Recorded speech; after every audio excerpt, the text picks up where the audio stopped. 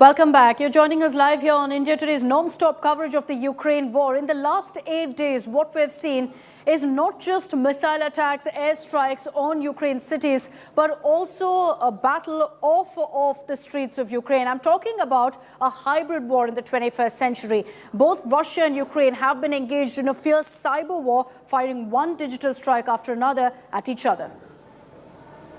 Can I ask you? Just a second. I think cyber attack. A comment made in jest. Can I have another one? By the Ukrainian president. For translation.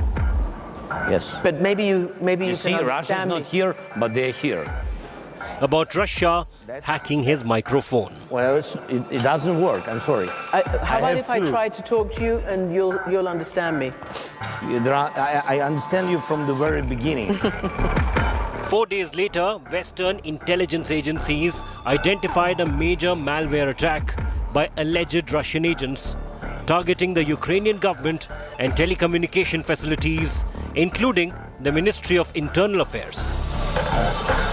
The attack jammed the systems and included theft and destruction of data.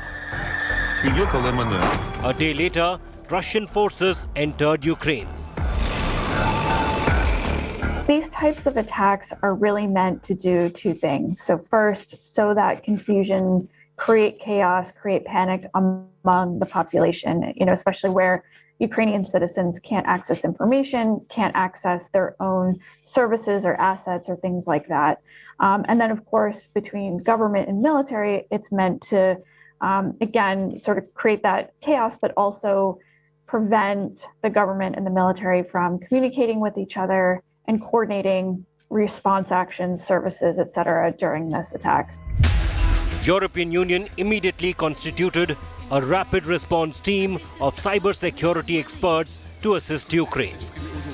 The country's government also, in probably the first instance of its kind, called on citizen hackers to help defend their motherland.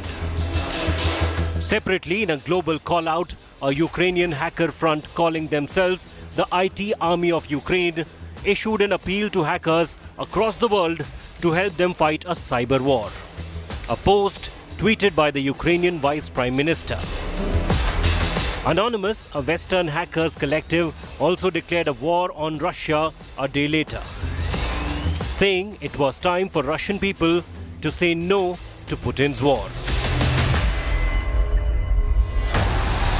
There have been some takedowns and defacements of Russian websites. One hacker group claimed on Monday that it had disrupted some rail services in Belarus, affecting the movement of trains carrying Russian troops.